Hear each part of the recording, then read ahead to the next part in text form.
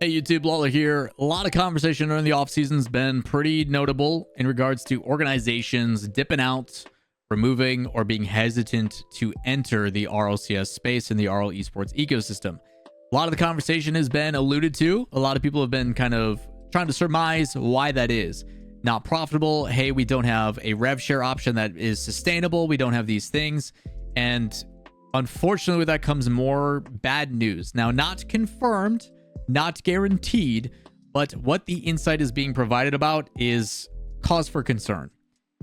This kind of aligns with the way that Epic does things, and my job here, as always on this channel, and make sure you guys subscribe and like if you don't already, turn on those notifications, is to provide insight as into the mentality, to the business side of things, to understanding why they might make the decisions that they are.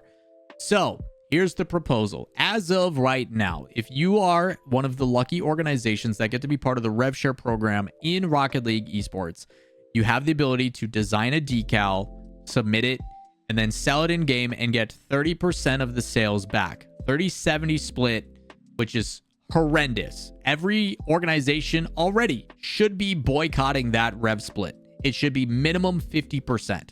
50% of all sales when it comes to decals should go back to the organizations. But for whatever reason, Epic gets 70% and the orgs get 30%. That in itself is a huge problem. I don't agree with it. The other part that is beneficial is those organizations are allowed to then sell a spot on those decals for a sponsor, which is unique to Rocket League. No other places really do that. For example, if you pull up some of the decals for like G2 Esports, Rocket League decal, I think they've had Adidas in the past. I think was their big one. But on the side of their vehicle, if you guys check out the video here, if I don't tab out of it, they can put a sponsor there, which is very, very unique to Rocket League, right? And the cool thing about that is they can now say, hey, you will, for anybody who buys this decal in game, have your logo, have your brand advertised alongside in there. Is that something you guys want to do? Is that something that you want to be a part of, right? Which is a really cool opportunity.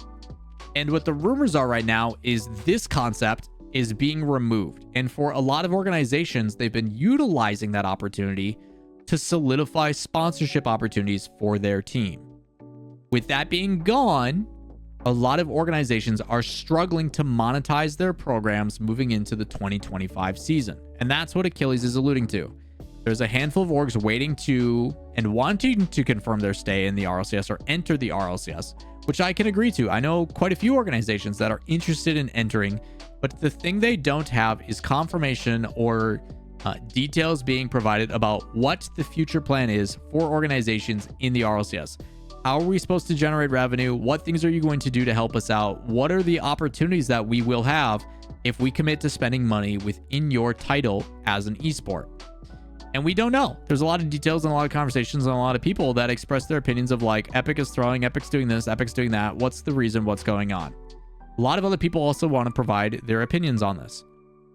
So Achilles then doubles down and says, hey, decal wise, we're hearing that sponsors won't be allowed for 2025. We then keep going, and some people also provide. I'm not commenting if this is true or not. You can see Jeff in a lot of these conversations. These man's always got an opinion.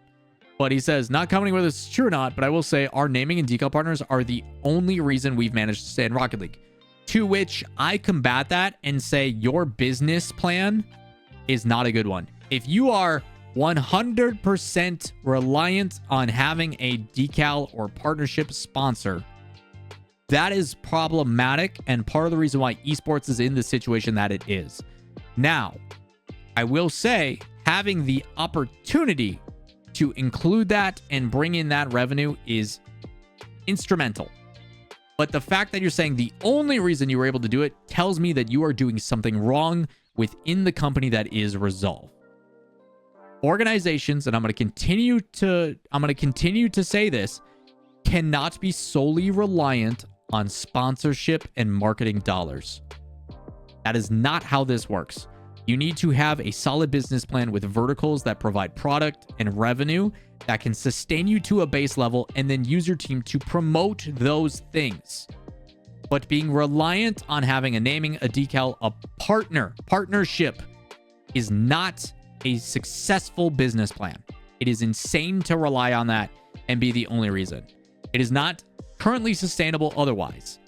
Maybe you should identify why that is. Maybe you should identify ways to generate revenue within your own means before going out and spending hundreds of thousands of dollars on a roster that plays this silly little car soccer game, or finding ways to make the hundreds of thousands of dollars you are spending on the silly little car soccer game a little bit more revenue generating, whether it be through content or otherwise, which I will combat myself on this and say Jeff and the guys did a much better job this year of doing socials and doing TikToks, short form, long form content with their team.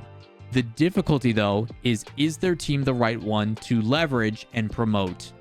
And I'll objectively say the team that they had didn't have the biggest social following, didn't have the biggest personalities, didn't have the biggest reason to go and do things.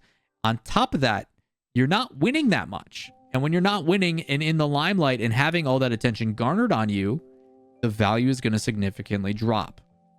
It is a catch-22. Do we spend a bunch of money and leverage it and double down on this? Or do we try to get cheap and see if we can find a diamond in the rough? At the end of the day, businesses are a risk.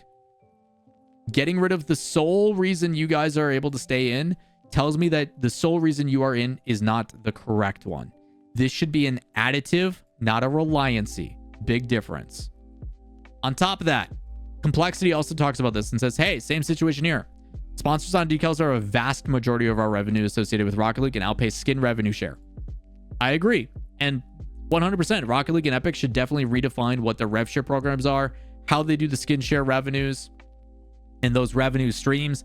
The fact that it is 70% instead of 30%, it's highway robbery. Like, it is insane that it's 70-30. It should not be the case. It should not be a thing. The potential to lose those opportunities will be devastating. And I agree. The thing is, though, is people need to evolve. People need to think about better ways to move forward. Kyle also has an update on this and talks about how, we spent years having collective conversations with Psyonix about sustainability. And there are a lot of positive strides that were being made. We've been trying to communicate with them. We've been trying to do these things. We've been trying to make it better and better for everybody.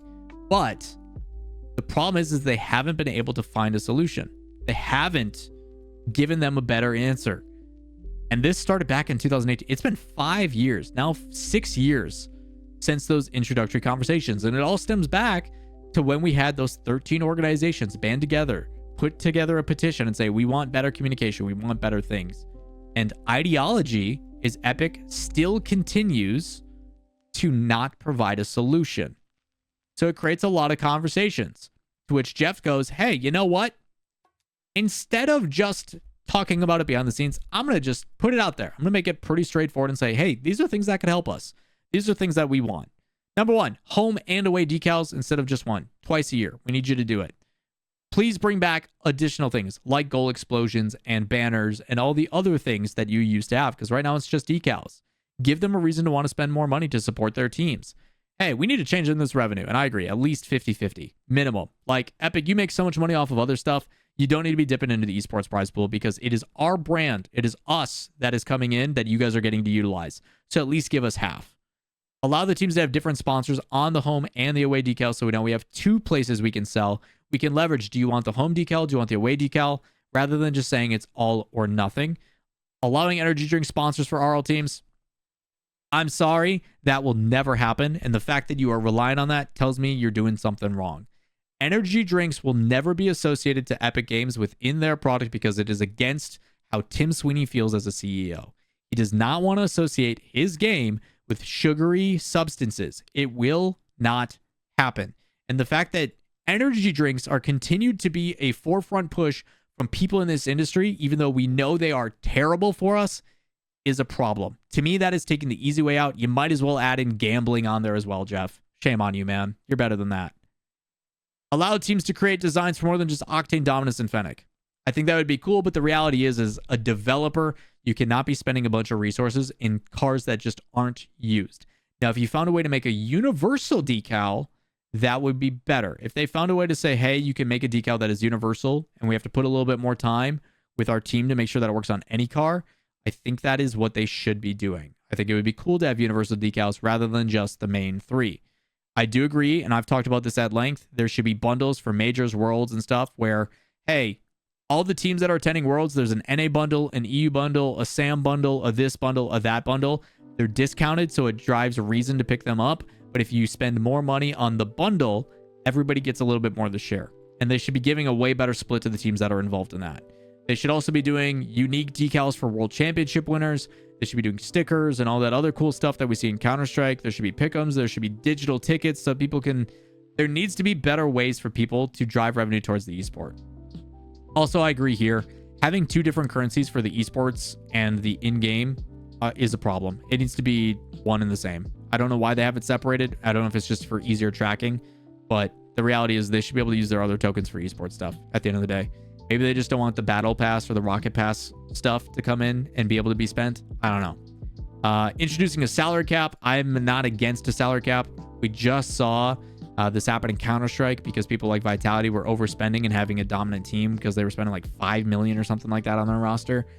But I think doing that is good. And the big reason is there is some organizations that come in, they spend a bunch, all the salary base increases because everybody else is trying to match that so they don't get bought out. And then it just inflates, that team leaves, and then everybody else is left picking up the pieces. It's kind of rough. Split lengths from 4 open qualifiers to 3. Do you want an additional split or do you want more qualifiers? I think more qualifiers is easier to do because then you're only adding 2 more qualifiers versus another split, another major, another. I actually like this change. I actually really like this recommendation. Make team decals mandatory for RLCS games. I also agree with this. This is something they could do with Baka's mod, just like they do with the skin on the ball. At the World Championship, they had the progressive skin on the ball. You can do that so it is client side, so the people broadcasting it, it only shows for them and it doesn't show for the players. They should also do that with RLCS team decals. I think it'd be super important. It would help push sales a lot. And then the in-game promotion definitely needs to be fixed. And he talks about this. This is stuff that Counter-Strike does. Pick'ems, results, streams, links, embedded, all those types of things. I don't know how much of a limitation this is when it comes to UE3 versus UE5, but at this point, I think it's no longer a good enough excuse. Same thing with the website. We had promises of the website being the go-to place, and it still hasn't fulfilled that promise. The other thing he says is preventing players from having playing in a regional qualifier where they do not reside and introduce a 1/3 native rule and grandfathering rights for those that have already played in that region, which I also really like. I like the fact that you can't see full import teams and you have to keep only one player imported. We saw this a lot in League of Legends when we saw a lot of North American teams who had a ton of money were bringing in Koreans and Chinese people and stuff like that and saying, hey, our new bot lane is just the best duo from Korea or from SKT1's Telecom or Samsung White or whatever the heck the teams were back then. We're just going to import them, pay them a bunch of money, and now we're competitive again. It didn't matter, didn't help, but they did implement a rule where it's like a majority of your team has to be from here for at least a year time period. I think it not only secures spots and makes things a little bit more competitive, but it also does a lot better job of making sure that you don't just see rinse repeat. We need to, in my opinion, the biggest thing, if we really want to help out teams, we got to find a way to make sure that rosters change a lot less. I think it's so difficult to go and support your favorite teams or follow along when we're seeing a different roster iteration every single split, every single season. It's so difficult for me to get behind a fan base and build and grow when there's no longevity in the team you're following. It's a little bit different in the NFL when you have 53 players on a roster and your star players are sticking around. Makes it easier to follow along and support. In Rocket League, when it's 1 of 3 and you're like, hey, the identity of this team is changing ever so often, it makes it impossible. Now, the thing that I haven't talked about is why may Epic do this? Because they do this in Fortnite as well. Fortnite has basically showcased that they much rather associate with individuals rather than organizations. And I can tell you from a business perspective, it makes sense.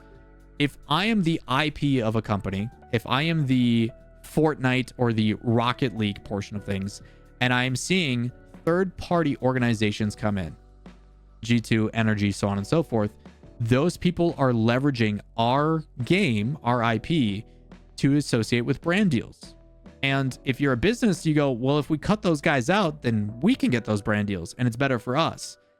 But is it worth the risk of your product dying? Because anytime you put more cooks in the kitchen, well, yes, it becomes more complicated. That's also different demographics, different backgrounds, different perspectives, different approaches to the product. to which I think is a massive W. They also do a lot of heavy lifting that you don't if you let them. For example, if I am Epic, if I'm Psyonix and I go, hey man, there's this new rookie who's really good. His name's Zen. There's a lot of hype around him. There's a lot of excitement. And we see that Team Vitality, you guys are signing this player. If you guys are open to it, can you guys make a rookie profile video on Zen? And what we'll do is we'll utilize our massive reach in our socials and we'll promote it for you guys. You guys got to spend the money on the production. You guys got to spend the money on the video. You guys got to spend the money on the actual product. But we're going to leverage our size and our marketing. Now, we don't have to spend the money to make that video. You get it promoted by us. Sound good? Firm handshake? Dope. You can find ways to incentivize these orgs to help you with some of these things that makes it worthwhile having them involved. That may not be just brand deals, marketing, sponsorships, which is what everybody's so heavily focused on. There's a lot of things that can be done better, and I'm going to continue to say this every single video I talk about this stuff. Epic, Psyonix, hire me. I will promise you I can find ways to communicate with these organizations and make a healthy relationship between the both of you and find ways to make it beneficial when it comes to profit on both sides. Hit my lineup. Tell me what to do. I'll find a way to do it. Either way, with that in mind, there's a lot of stuff going on behind the scenes. There's a lot of doom and gloom, and it's tough to keep things from trending this way. It's going to be crazy. I will say 2025 does have a lot of W's in it, but we got to get there first before everything is lit on fire. Either way, that's going to do it for today's video. If you guys want more details, if you guys want more insight, let me know. Comments down below. Like, subscribe, notifications. So don't miss out on some of these future conversations. We got a whole bunch more, but I'm out of here for the day. Appreciate the support as always. We'll catch you in the next one. Peace.